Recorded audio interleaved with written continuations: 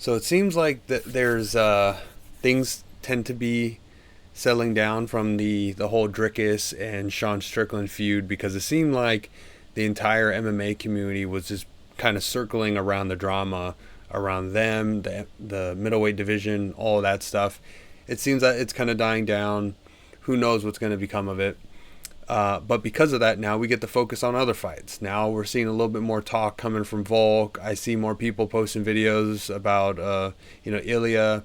There's more talk about, other divisions and other things going on, which is nice. The Dricus and the whole Sean thing, I was very surprised what it turned into. Who would have thought that it would have turned into that giant, shit show?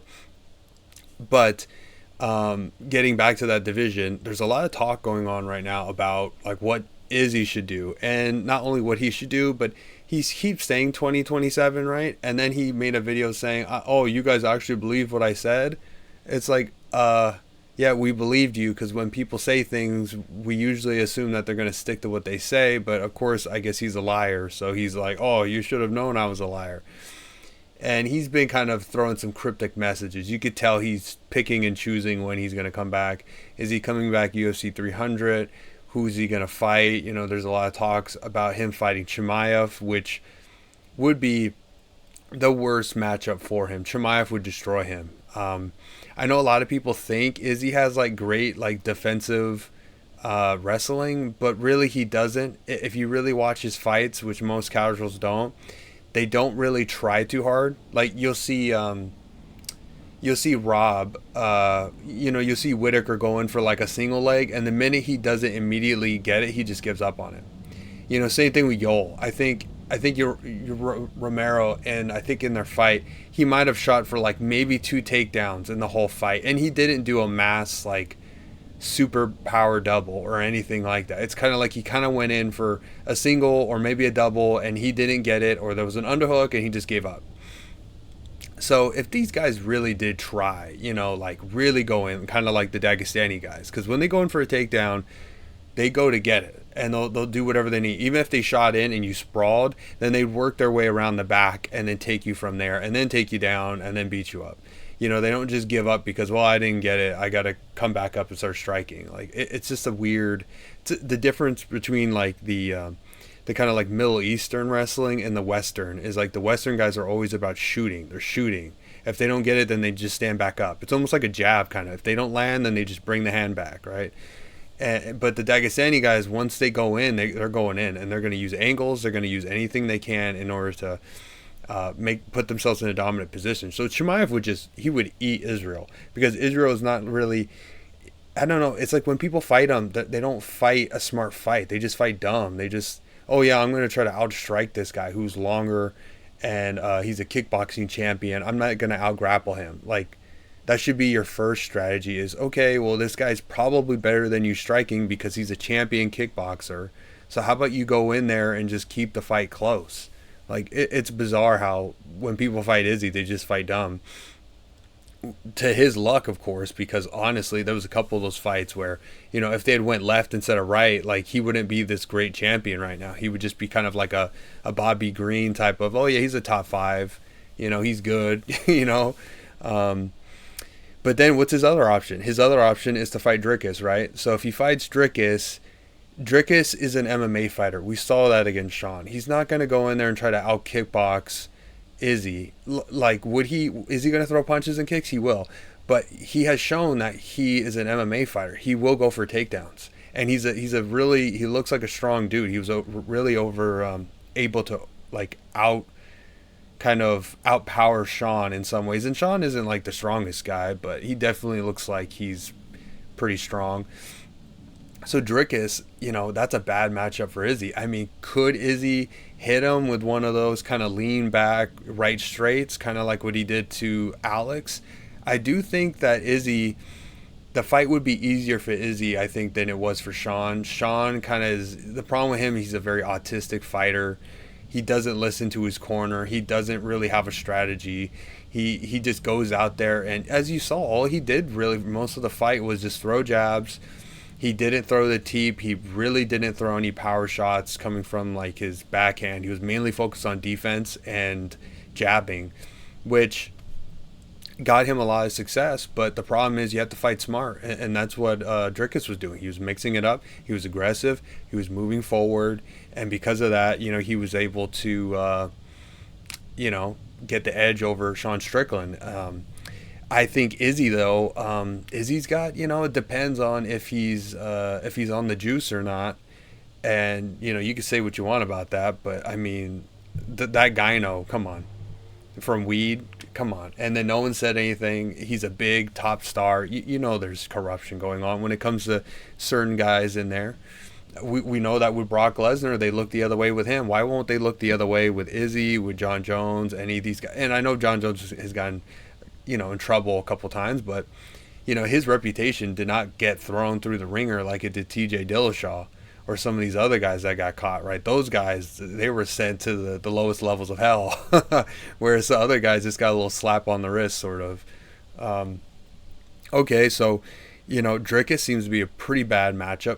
I think it would be a better matchup than Chimaev for sure, but then he has a third option, which is move up to go fight Alex Pereira. So he does have the option to do that if Alex Pereira defeats Jamal Hill, which I think most of us think he will. Jamal Hill says he's going to try to outstrike a double kickboxing champion.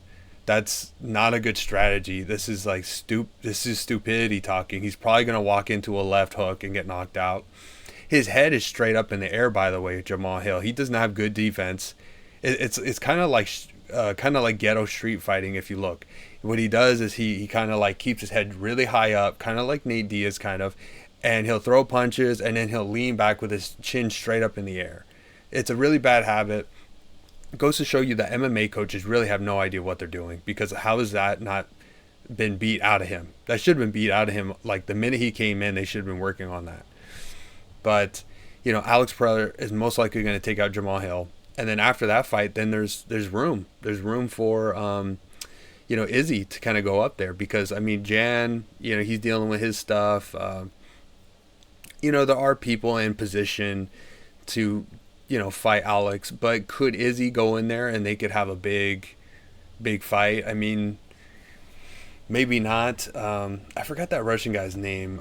He just won against Johnny Walker, and so he's in a position now to challenge after Alex Pereira takes out Jamal Hill. He could challenge immediately, whereas Izzy moving up another weight class in order to fight, I mean, maybe if it's to save a card or something, I could see it happening, but let's just say something happened. There was a special occasion, and then Izzy was like, let's do it, let's finish it, the third fight, I'm going to come up to light heavyweight and he's going to take out Alex.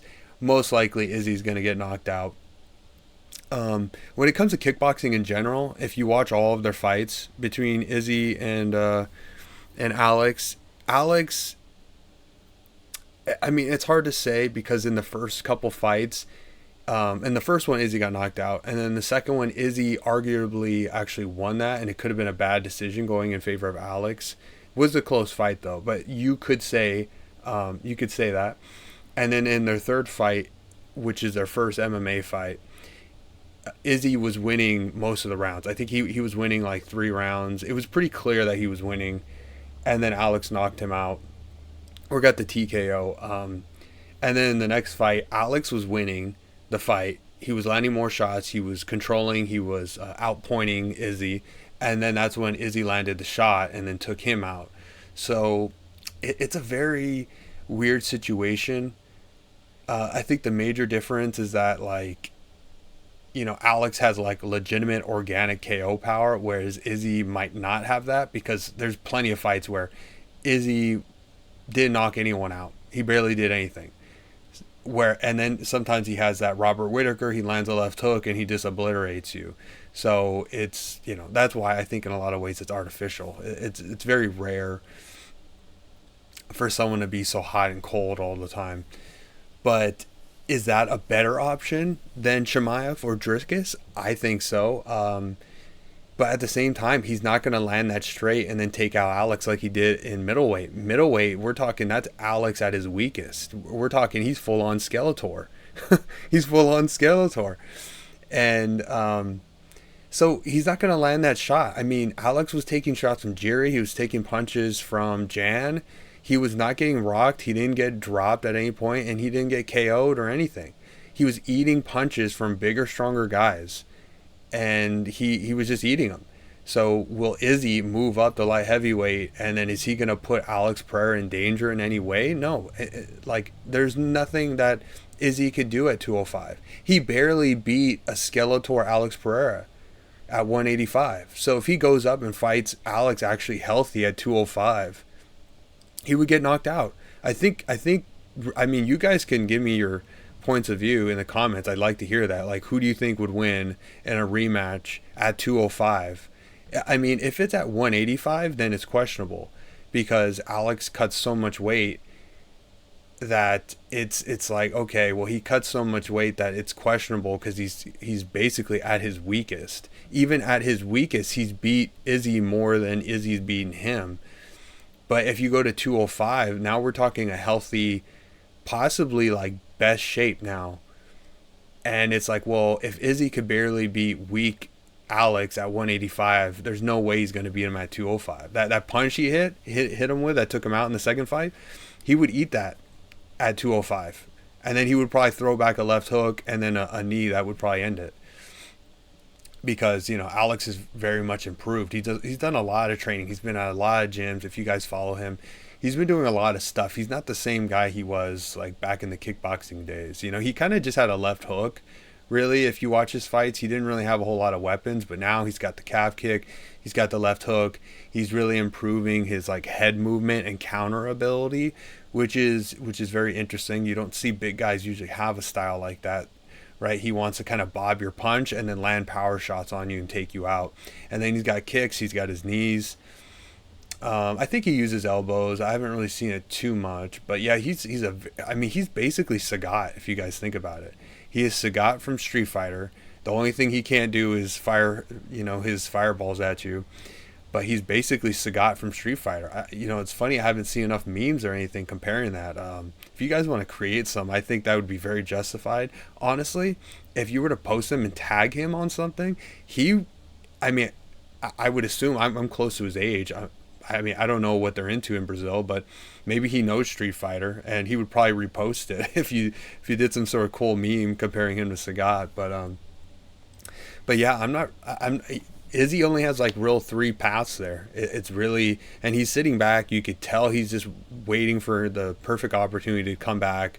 I don't even know what he wants to do though. Does he want to be champion? Does he even have the ability to anymore? I mean, he would have to he has Sean Strickland kind of there. Even if he beats Dricus, then he'd probably have to deal with Sean Strickland again, which is a whole nother thing. Does he want to deal with the press conference and all the talk again? Or does he move up to Alex Pereira and then, well, I mean, because Alex Pereira, there's no point in him going down anymore. But if he moves up to Alex, then Alex has a major advantage over him.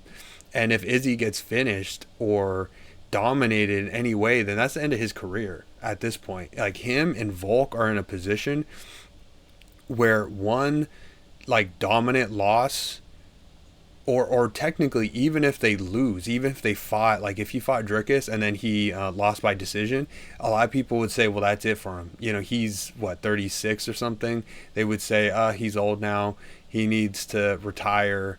And, you know, Volk is in the same exact position. It's funny because they're both teammates, but they're in the same position now. You know, they had their time in the sun, and now it's getting to the point where one real loss for Volk or Izzy, and then it's like, hey, it's time to hang the gloves up. It's time to become a coach or something now. Your days in the sun are basically over. So kind of crazy. I'm not really sure what he's going to do. I don't think he wants any of those matchups. Dricus is probably like the best matchup he can take. And he could get back to the belt really quickly if he takes it. That's the quickest way back to the belt. But then if he gets the belt, then he has to fight Sean Strickland or possibly Alex Pereira or Chimaev, I guess, because Chimaev was kind of hanging around. So there's a lot of really bad matchups for him, honestly. I think that's why he's sitting off in the corner. He's hoping that something happens in the division where he'll have the advantage. So that's why he's thinking about waiting all the way to 2027. I mean, which makes no sense. You're going to take 3 years out of your life just to sit back and wait for a prime opportunity to come in, get a couple wins, and then hang the gloves up probably, and then walk off into the sunset. I think that's what he's doing, and he knows that he can't do that now. There's just too many opportunities for him to get taken out, and then at that point, then he'd have to, not walk off to the sunset. He would just be an old fighter who's retiring, and I don't think he wants to go out like that. So he's kind of caught in like a limbo right now. Yeah, Izzy's in limbo. So yeah, he's in a weird position, but that's what it is. All right, guys, I'll see you in the next video.